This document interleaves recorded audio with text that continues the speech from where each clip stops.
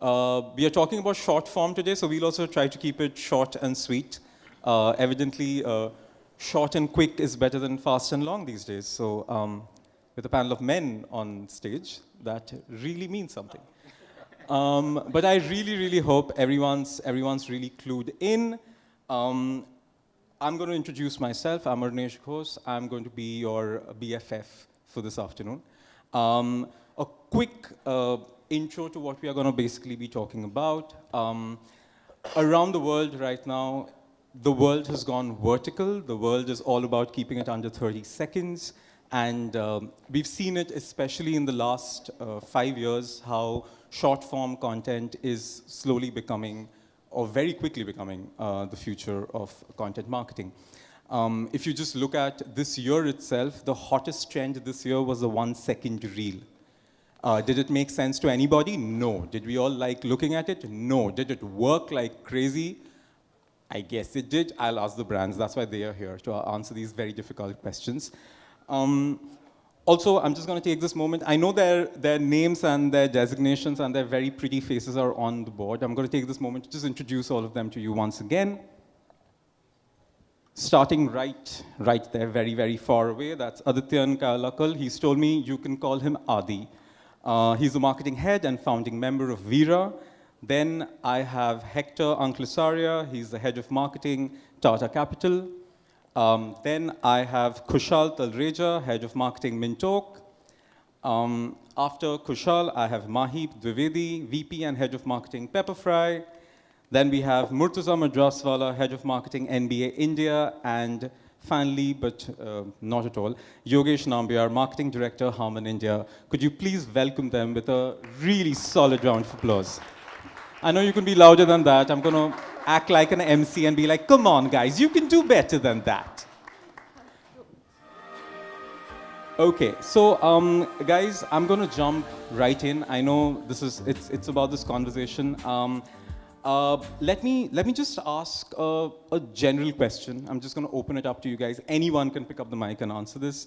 Let me just ask a question that, in the last, say, 5 years, what do you think was that watershed moment for short-form content marketing? What was that moment when you were like, you know what, this is where things change? Anyone can go for it. This is like a warm-up question. Yes, Mike. So I think one of the things that was like a moment for me was, wow, I don't know, I'm going to spend maybe 6 hours watching Netflix versus, going to a movie after COVID. Literally there was nothing to do, and I think this is what people adopted, and I think still today, there is a craze of, going home and watching, or going home and I think sleeping early. I don't know what war are you at, but clearly I think most of us fail at the latter one. But I think for me specifically, I think OTT adoption, short form content, we love reels, although Facebook tells you that, 3 ghante ho gaye, please throw your phones out. But I think this is the moment that, I had at least witnessed, yeah. Right, and I don't think any of us listen to, I think all of us have those app blockers and timers and stuff like that. Is there anyone in the audience who actually listens to it? That you said that app, oh no, everyone's nodding their heads, no, yeah, koi nahi sunta. Anyone else? So it's interesting actually, because I think the tipping point was actually the popularity of TikTok in India. Correct. It got into national attention when it got banned, but I think the rise of how quickly it became popular compared to, say, an Instagram or Facebook, all of which took, say, 4, 5 years, 6 years at a time, right? That was the real game changer. And because that banning also led to a whole bunch of new apps, which became popular in their own right. And then you also had Instagram and YouTube really find their feet post that, right? Because the algorithm's power really stood out post that. So whether it was YouTube Shorts, whether it was Reels really taking off, finding out the kind of content we want to consume. And also then creators finding that, hey, this is a legitimate way of creating content. Because I think between 2018 and 2020, there's still a little bit of snootiness from the regular creators who looked at it and said, vertical मैं नहीं करता, मैं horizontal करता हूँ, right? It's how film people look at ads and all of that. So that class system sort of came in there as well. But I think the minute major creators moved to vertical, that was the big game changer, because you suddenly had a lot more content coming out, basically, right? Yes, Murtuza. I think also the blend of content with commerce. Content suddenly became a revenue generator. Correct. Amen. From inspiring audiences to making purchases, that we've seen that shift happen very, very quickly as well. Correct. Absolutely. Khushaal, you have a thought. Yeah, I just had a quick one on this, that I think the entire pandemic period was a huge paradigm shift. And I know there's a lot being said about, time spent on mobile phones and, data usage increase in the whole pandemic period. But I just think that in that entire period, it almost became like an escape space for a lot of people, saying, okay, I need to be spending a lot more time on my phone. I need a lot more screen time. I need a lot more short form content. And even if you just go by the numbers, right? I mean, just look at social media users pre-COVID and post-COVID. Pre-COVID, we were sitting at about 4.5 billion globally. You come post-COVID, you cut 2 years down, and you're up like almost hitting 6 billion. Now that 1.5 billion number is just coming in from a lot of people and that lot of population which is just looking, saying, where can I walk into an escape space? So I think that period really changed it all, is what I think. But before you put the mic down, what you said is so valid, that where can I walk into an escape space? If you just had to talk about one way that you saw brands really weaponize that escape space to make sense for them, which is at the end of the day, engagement, a click, a sale, what was that one moment? Or is there something that you saw that, hey, you know what, they've really taken idle scrolling and turned it into a moment? Do you remember anything like that? I think, not specific moments, but I think whether it is, the likes of your YouTube Shorts or Instagram Reels, I think one of the things they did brilliantly well, and, obviously I'm sure there's a lot of algo at play at this, which is they got together a lot of communities to do things which went really viral. And what that did is that, okay, when you are in that situation of a pandemic, it's almost like social blockers everywhere, social walls everywhere. They made sure that through content, they were able to get people across those walls and get things going. And I think getting that community reel, the community virality, I think really tipped it. Can't specify any specific moments, but I think that was a standout that a lot of brands tried doing. And I think that they were fairly successful at that, yeah. So I have a specific moment which happened with our brand. Right. And this was just when I joined the organization, and JBL as a brand, there was top of mind recall, but what Ranveer did for us by carrying the product on his shoulder while walking out of an airport, that was everywhere. Right. We didn't ask for it. It just came out. Yeah. And the people following it, and then we also saw globally, we also saw user-generated content giving us that exact fillip that we were looking for. How much ever as a brand we think we sit inside our offices in agency meetings, in social media meetings and whatnot, how much ever we say user-generated content, I don't think we can think like a user generating content as to what they can create over maybe a couple of beers, or maybe a coffee, maybe a snack, or what, I don't know. But very valid, yes. Just imagine this guy going and asking, just putting for us it was this guy in London, at just outside the O2 Arena. There's a concert going on inside. He walks up. He doesn't get a ticket to the O2 Arena inside for the concert, so he goes with his boombox, which is a JBL product. He just plays the same music and starts dancing to it. And that gives us virality. We didn't think of it. It came out of nowhere. Correct. And that helped us. Yeah. So that's a specific. Right. I think also, I think the whole transition happened when branded content got switched to creator-led content, right? And I think when you see your peers, like similar example, what my colleague here said, in terms of UGC content, you appreciate that content more. It relates to you more. It's more emotive. You feel that you're a part of it, and that's where the two-way engagement and interactions happen. Absolutely. Yeah, we are going to delve into UGC very strongly. Yes, Hector. So for me, there are two things. One is I concur with Mahip. I think I had resisted usage beyond my own domain, right? So obviously you consume because you need to be on top of things. But I kind of got past that threshold at some point, and I was like, okay, this does mean that they are starting to get the pulse of the audience. It's a very similar experience as Mahip, and I think another moment was when. So, sorry, I'm interrupting. So you're saying you also found relatable content for yourself? Absolutely, Correct. absolutely. Makes sense. And despite the fact that I was very consciously resisting, Trying to no avoid it. timers and Absolutely, apps, but another thing that changed was that short form content or shorter content was looked at, only through probably one dimension at some point in time. Like education or informative videos were always assumed to be long content. Not the case anymore. So those shifts in how short form content can be used, even though not in the absolute same way as long form, I think that got people thinking that, yeah, it has value for the audiences beyond what meets the eye. Yeah, we started packaging things more palatably. Right. Yeah, you take a 3,000 word article or you take an editorial or a director's cut, but then you see what are the more palatable ways of putting it out there for every demographic. I'll come to Mahip. Mahip, I want to start with you because Pepperfry used to have one of my favorite long form pieces. Home Invasion was so cool, very honestly. But if you really couldn't understand how subtly the brand was integrated, you really thought you really had no idea, right? And you guys really did ride it was a hero product for the long format space, right? But today we are here. Today you are here. How have you adapted from creating a long form IP that has done so well to how is Pepperfry connecting with their audiences now?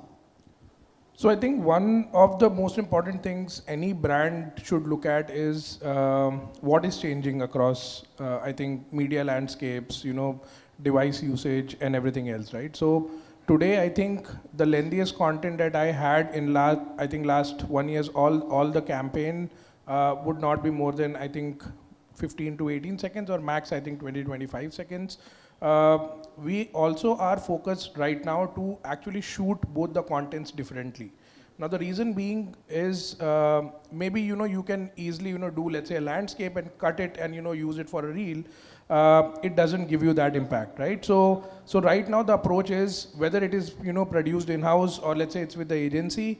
There is a clear-cut indication or the plan that both the scripts will have 2 shoots.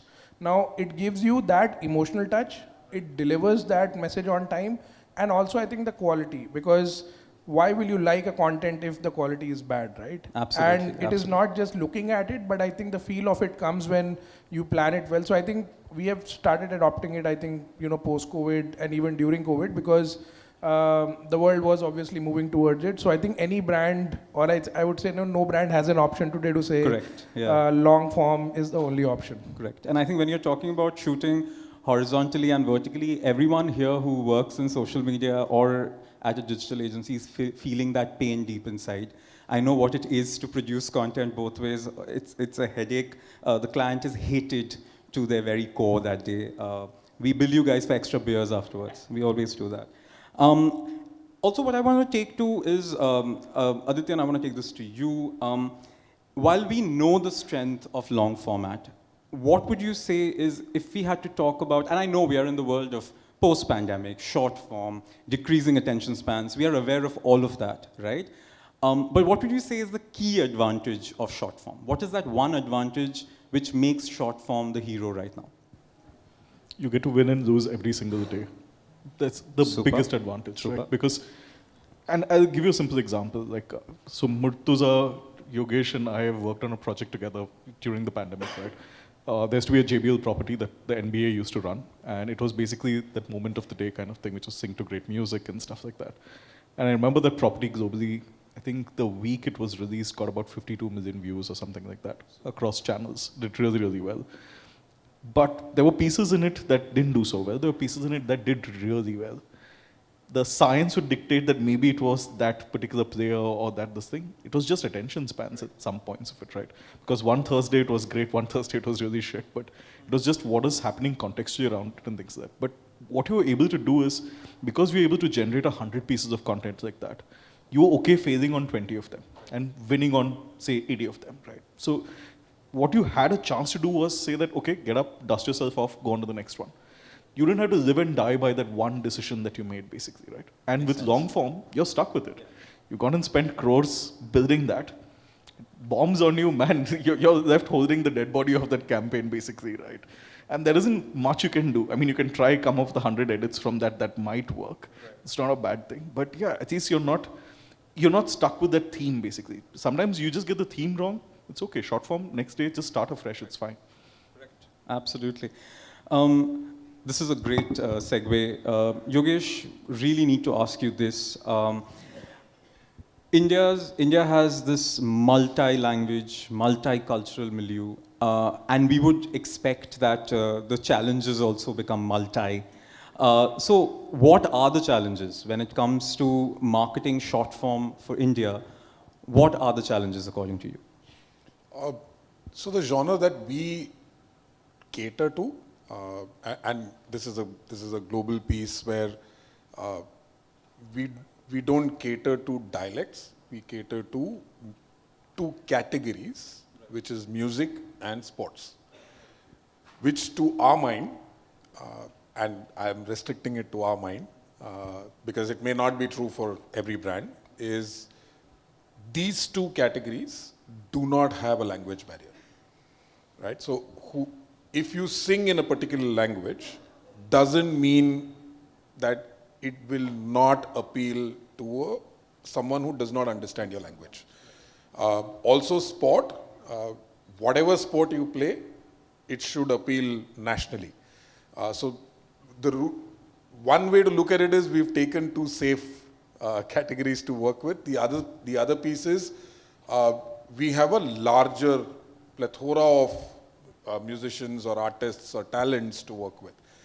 So for us, we actually don't look at converting our ads into languages. We don't do that. We just change the music and the message is still the same. So and to my mind, short form very rarely works for us because we are in the space of very small products, very, very tiny products. And our branding on those tiny products is even tinier. So for a TWS, I cannot showcase 4 features and expect it to sell. What it needs to do for me is there has to be a long form that people go to after seeing the 30-second teaser that I may give them. Correct. So that's what I use short form for. I use them for teasers. I don't use them for my final campaign or my main ad. Last year, this festive season, actually not last year, this festive season, my creative brief to the agency was, can you think of an ad for the TWS campaign that we want to do for the festive period in 15 seconds? And they came back as usual, after 3 weeks saying, no, we can't do it. And we were like, okay, so then let's do a 45-seconder and then cut it into 15 seconds as teasers. 3 different teasers and then a full campaign that sits on YouTube. So right. Although my question was on challenges, Yogesh very clearly, 1, decimated short form as a format. And number 2, very clearly told us how India's multi-language and multicultural has been used to his benefit. Correct. Rather than being an advantage for him, challenge for him, which is great. Very, very, very slickly done, sir. I want to, I think it's important at this point because you guys are giving me all the segues I need. You're talking about the fact that when you talk to an agency and the agency says, I can't do it, I can't give it to you in 15 seconds. And a very common accusation, which I think if I make people raise their hands, everyone will, you guys will too, is a common accusation that now agencies have, and you've heard it, and now this is fingers are being pointed to you guys, is that the shorter formats immediately sacrifice quality, sacrifice creativity. That because at the end of the day, you know that agencies are sitting there like artists of sorts. And you know that you are also expecting the sun, moon from every single galaxy when you put together that one campaign. Khushaal, what's your perspective? When people say that short form kills creativity, what's your perspective? The very frank answer, Arnesh, is, and without sounding too defensive, I don't really think it does. Look, I think somewhere as marketers, I mean, I'd love to believe that when it comes to quality and creativity, let's kind of put that aside and let's not link it to length and format of content or the ad or the campaign, right? Because there's a lot that goes into both a short form and a long form, but I mean, doesn't mean that if you have a campaign that goes out with a 15-seconder, it can't deliver the right message, or something that goes out with a 1-minute ad, you can't deliver the right message. So I think it's a lot to do with when you're chasing, let's say, a short form content. One thing which it definitely does, and we've seen this when sort of we go out there and cater to content across brands, is I think it forces us to keep the fuzz out, keep the fuzzy nature of anything that you're thinking which doesn't absolutely need to be delivered. I think it makes you really specific, sharp, and very relevant to your audience because you have that much to play with. So therefore it works very well when you get to your stage of whether it's an ideation or you're on your storyboarding. So I think it really helps in that way. But I would definitely keep these two things aside. One is don't link quality and creativity inherently not with the length of the content. So that's the way I'd put it. And yes, please. Sorry. Also, I think what is the definition of quality and creativity is very important. I think that definition has changed. I don't mean to give a very diplomatic perspective here, but quality for short form content is genuinely different. It is. And I can tell you from my our brand's own struggle with what is perceived quality through our experiences, right? And what needs to be probably the quality for short form content. Because if you are going to attempt creating what was perceived quality for an ad film into short form content, you will never be able to achieve scale. Very valid. You are yes. only going to, you'll keep running in that vicious circle, right? No, I think what's valid also is, and the reason why I'm asking this question is because I hear this a lot, right? Because I work sometimes as the best friend for the agency. I'm working sometimes as as the guy on your side, and what I always get confused with is the fact that if at the end of the day I'm creating a marketing asset, then efficacy has to be the word used, right? If today, for example, making like a low-res phone-generated piece for 15 seconds is selling the product, evidently it is working for the product's demographics, right? So, but the reason for asking is because I think a very valid point for both of you is length should not in any way be connected to quality. Very valid. I think it's important. You can't talk about short form without talking about influencers and celebrities. I think let's get to the fun part of the chat. Murtuza, I want to come to you because Ranveer Singh has been crucial for the NBA family. The way he was able to penetrate across multiple markets, it was unthinkable. Like the implications, I'm sure you know of it, but from someone who's been on the other side of, say, consuming it in various formats across touch points, it's a fascinating relationship, right? But the whole idea of ambassadorship till I can't say till now, but traditionally has been it's a long format relationship, right? How do you translate that effectively into short form communications? Ranveer has been a very invaluable addition to the NBA family. I think because of his iconic status as a celebrity and being a passionate NBA fan, I think first of all this partnership resonated really, really well with the NBA audiences. It's very difficult to find ambassadors who are authentic in terms of what they do, and we found that in Ranveer. We leveraged this partnership to scale up our brand awareness, to amplify our local initiatives, and also to grow this and foster this community of existing basketball fans in India. His presence really added value actually towards bringing in the casual fan in and bridge the gap between what's happening on court in terms of the game performances and fans that are connected through the NBA from the lens of culture through art, fashion, and music.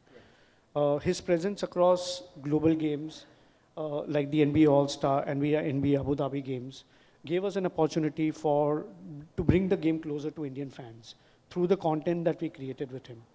And short form content has been the crux of this partnership, whether it is his interactions with our players, whether it is behind the scenes content around culture, whether it has been campaigns like This is Basketball or Morning Time is Baller Time.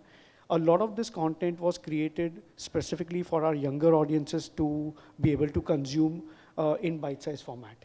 And that's how, and the consistency of what we did over a period of time really scaled up our business in terms of the objectives that we wanted to meet. Correct. And I think what's also valuable as a learning here is the fact that on one side, one can choose to just strike a deal with two influencers and tell them that we just need these two assets and get it over with. Sure. On the other side, when you have a personality that is, and the personality does not necessarily, like the point is, I'm sure across brands, across scale, you will have a personality who resonates with your brand, right? So depending on what your scale is, if the personality is someone who really catches the pulse of the brand, a long-term and maybe longer format, content pieces also works in today's day and age, right? And I think that's a very valuable learning that we get from what you guys have been able to do.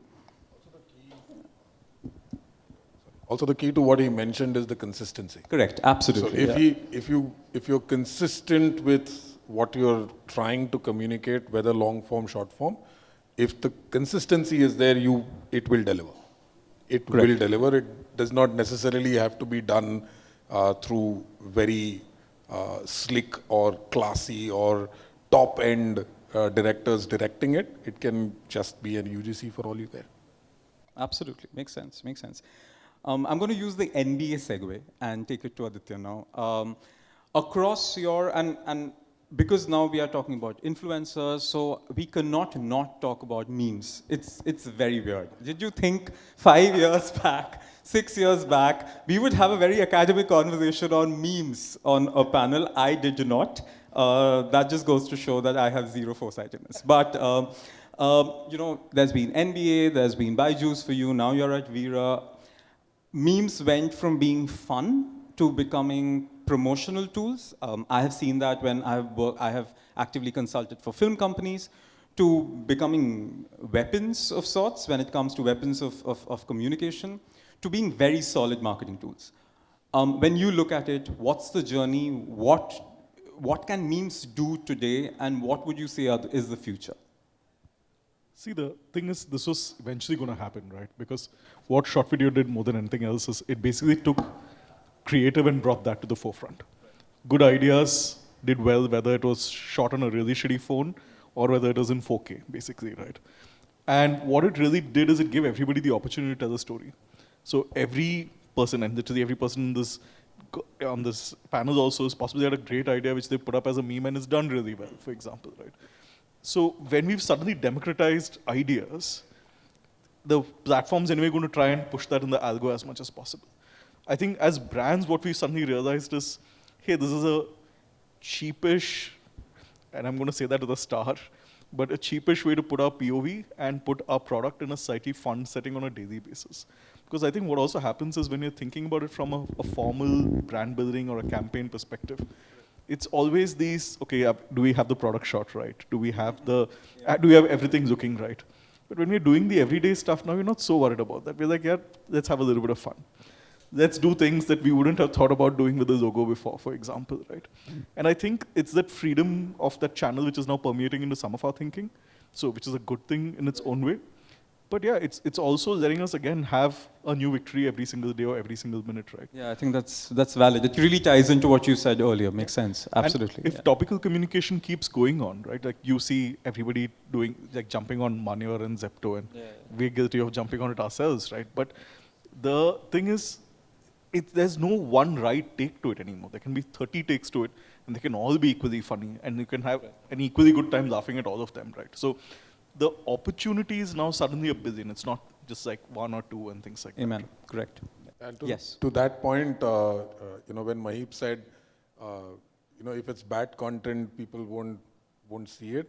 And to Adi's point on, even if it's bad content, people are consuming it. Yeah, correct. Absolutely. It's so there are some content, there is some short form or long form content that is so bad that it's funny.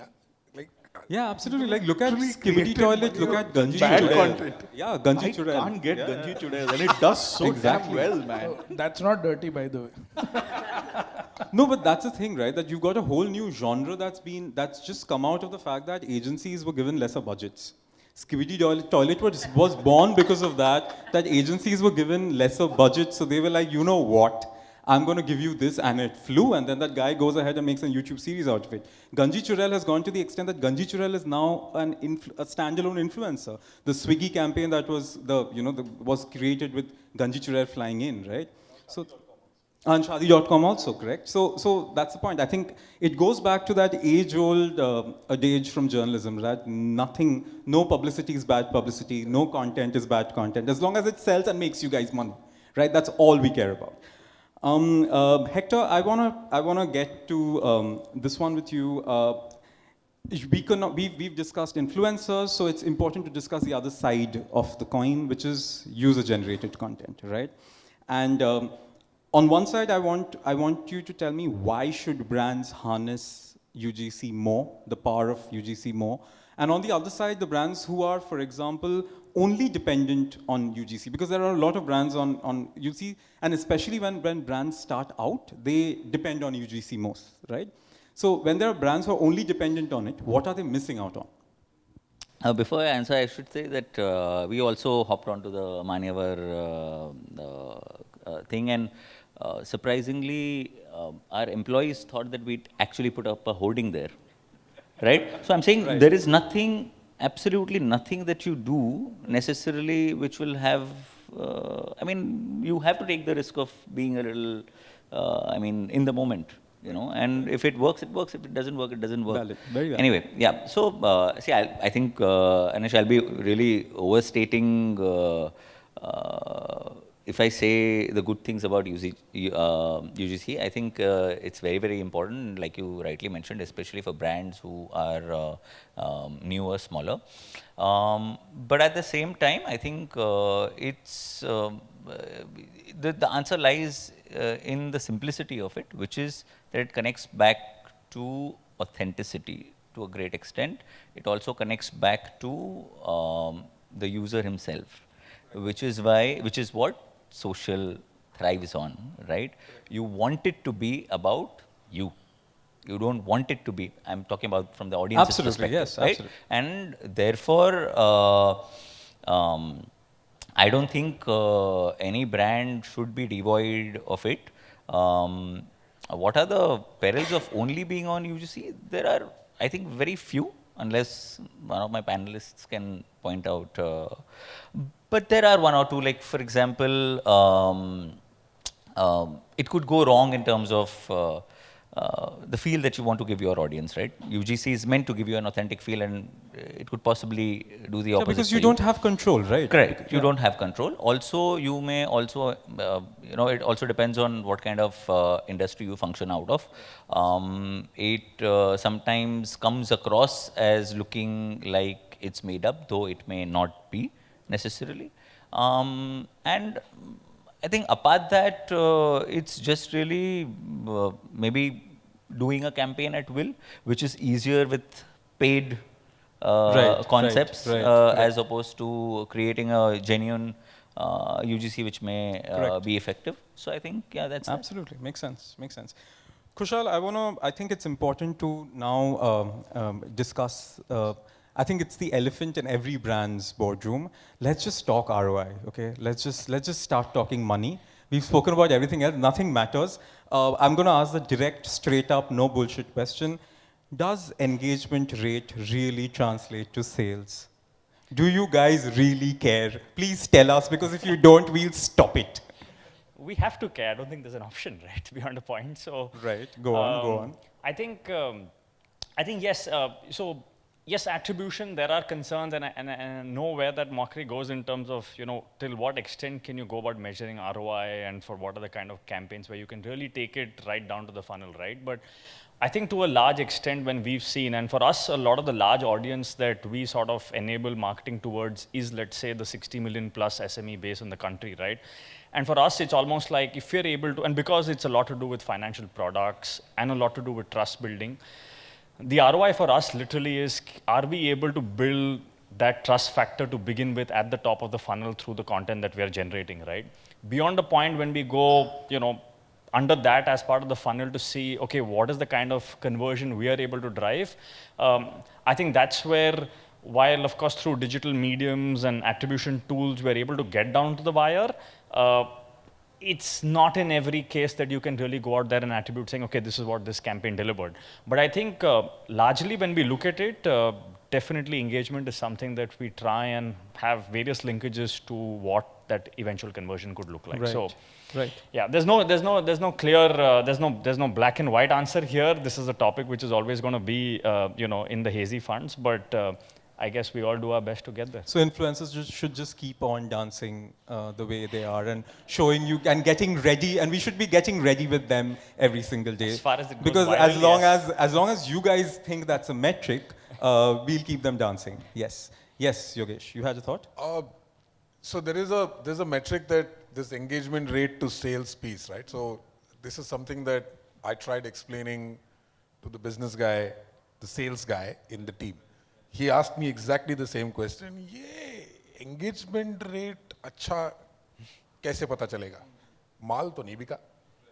So my point to him was, अगर ये engagement rate नहीं आता, तो क्या तुम्हारा माल बिक जाता? नहीं, मैं price support दे देता. बोला तो फिर तो तू brand गिरा रहा है ना? So engagement rate does help in sales.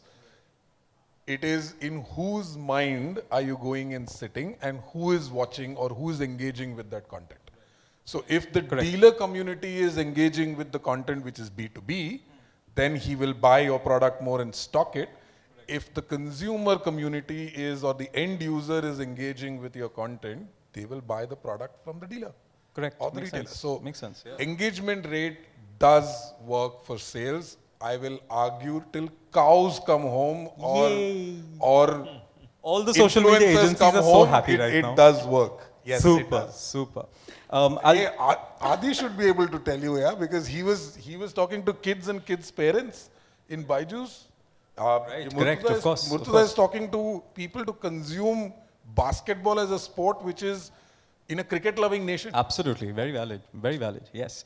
I think I'll take it, I'm going to go a little, these are now the funner questions, so I'm going to go a little, we are just tackling all the problems in the room, and the next one that I really want Mahip and Murtuza's thoughts on this is the fact that influencers to theek hai, chalo, okay, but ab to AI aa gaya hai. So the point is the experience altogether is a very, very different one. Number one, what I want to understand is how is it helping you? Because what I would understand from a Pepperfry point of view is the fact that, and which is something I've seen across the board for a lot of decor and for a lot of even architecture brands for that matter, is it's helping you. The experience is just it's increased multifold. But also, do you think, and Murtuza, I'll come to you for this, do you also think that it is diminishing the influence of influencers? Is AI going to be, because it's just so, I can create it on Metaphor, I'll put anyone's clothes and anyone's products in one, just on the hands of any hot looking guy or girl, right? So is it diminishing the influence of influencers? So that's out to the both of you. So, see, for us at least, it is mostly like, things like bed खरीदना है एक बार 5 साल में, right? Correct, maybe, correct. Maybe sofa लेना है. We have also around 60,000 plus home decor, but Pepperfry from beginning is known for buying furnitures, right? And then with home. So the somebody who's coming to actually do a journey on our platform, he already understands कि उसको क्या चाहिए. That's one very important, right? So to influence that one guy, the that influencer or that person, whomever that we want to basically have that, experiential feeling, मैं उसको late के तो दिखा नहीं सकता. Correct. That's a problem, right? But then at the same time, we have done a lot of videos with people who have already been doing it in real lives, right? So for me, the real life scenarios work well than AI for sure. Show them let's say on Diwali, how do you set up, let's say, a living room. Although we also did a tie-up with, with one of the influencers who actually jumps on the bed and tells you, ye bahut strong hai.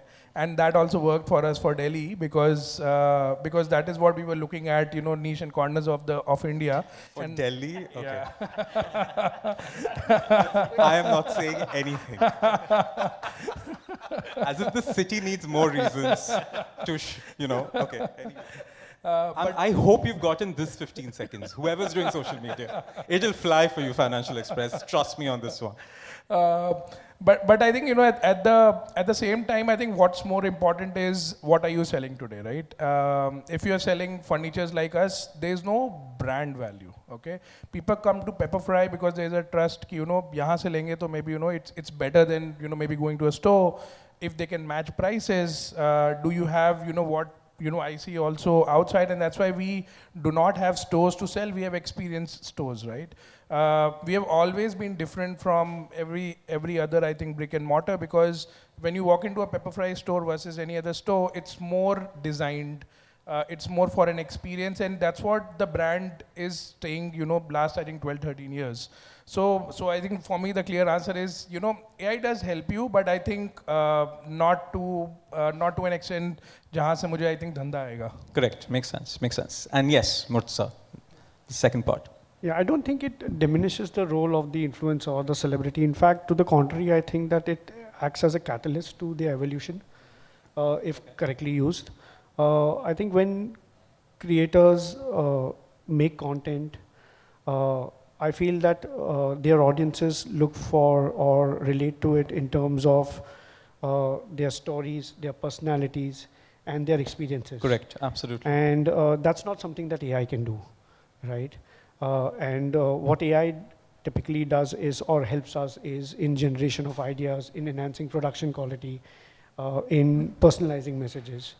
And these, although AI can take care of these repetitive tasks, I think it is now up to the content creators to see how they can strategize and innovate and use AI into their work stream to make difference and maintain that authenticity while engaging with their fans. Like, see AI as a tool and not a competitor. I think that's a very good perspective to have. Content creators who do that will be really successful in terms of how they adapt to this new technology and engage with their fans in a more meaningful way. Correct. Makes sense. Yeah. I'll come to the last question before I move to something else very quickly. The last question for the afternoon. Adityan, this one's for you. We are sitting almost in the last month of the year, so 2004 doesn't matter anymore. Let's talk 2025. Let's talk about the key content marketing trends that you predict, for the coming year. If I could predict that, I'd be sitting on a lot more money than I am right now. Yeah. No, but someone has to give us all of that because we need to make a lot more money too. So yeah. No, so I think one of the points that Murtu said, right, which is very, very important, which is I think AI is not the be all and end all. It's not that this is going to go and tick every box, right? It's a great tool. Right, even today, every influencer is not an influencer the minute they put on Instagram and start posting their first video. It's a lot of effort. It's a great narrative. It's phenomenal effort into production, the right moment, some bit of luck, all of that coming through, right? AI can maybe replace 3 of those. Correct. The planning, the sort of the discovery, some of the production and things like that. But you still have to put in the effort, you still have to be consistent, you still have to be disciplined, and you still have to have the luck, right? Correct. So it's just about, I think, what we see in terms of human effort is going to change. I'll give you an example. It's a small sneak peek into something we're preparing. We've made a brand film for the first time, and we really thought about all the ways that we want to make it. And of course, the creative person is working with, that famous advertising dialogue, no? The film starts in Paris at the Eiffel Tower. So we had one of those moments, obviously, and then both of us were looking at each other and we laughed. But we said, hey, wait, 1 second. AI hai, ye ho sakta hai, without having to be there. And we actually built the frame, built the section, built the little pieces. And when we got to the end product, we were like, it's not bad. It's better than what we expected that we'd create the first time around. So I think it's going to change the limitations of storytelling next year. Yeah. I think our entire focus next year needs to be about, look, how do we harness these tools to tell the stories we want better? And possibly bring a lot of sort of quality into it. Like the Coke holiday film, for example, which is being created in AI. I tell you what my issue with it is. I love the film, right? I love Coke films in general, but I feel that they had an opportunity to build a world that didn't exist. That's what AI gives you the opportunity for, right? Like think about what AI could do if you fed in Harry Potter into it. Or if you fed in the iRobot or something like that, right? So that is the opportunity. So now it's time for us to get out of that little box that we all live in, which is saying this is the shoot limitation, this is the story limitation, this is the set limitation, this is the VFX limitation. All of that doesn't exist anymore. We have to now challenge the boundaries that we've set in place to become good marketers. We have to now break those boundaries to become great marketers, basically. Makes sense, makes sense. And we are at the very end of the panel, but I can't end a panel on short form content without creating some short form content. This last one is going to be, it's going to turn into a video, and we're going to keep it under 30 seconds. This is going to be a would you rather style question to all of you, one at a time. It's going to be rapid fire. You can explain it a little bit if you want, that's all right. But let's be quick. Rapid fire, is there a hamper? No? The hamper is how we say as Bengalis, a hamper at the end of the day is a lot of love. We always end it with that because we have nothing to give. So yeah, so I'm gonna, so this is video guys. So the guys who make people create content is now going to be creating content. Yeah, okay then. And I'm gonna first start with Hector. YouTube Shorts or Instagram? Instagram. Alrighty, and then I'm gonna come to Mahip. UGC or influencer collabs? Influencer collab. Okay, super. Khushaal, the next one's yours. My favorite question. Paid ads or organic growth? Organic all the way. Oh, really? We'll remember this. It's proof, guys. It's proof. Okay, then. Lies. Okay, then. Yogesh is right here next to me. I'm going to come to you. Data analytics or gut instinct? Both. But you have to pick one, right? You know the game. No, I don't Coffee have with to pick Karan's one. been going on for 8 years. You know you have to pick one. I don't have to pick one. You have to pick I one. I can go with both. Your only loss is love. Gut. All right. Okay. And then I come to Murtuza. Virality or niche targeting? Virality. All the way. Yes. And lastly, I'm coming to Adityan. This is the best question for you. High production or phone content? Phone content any day. You have to say, you're on a phone right now. Thank you so much, guys. It's been a fantastic time talking to you guys. Thank you. Thank you. It's been lovely. Thank you, everyone.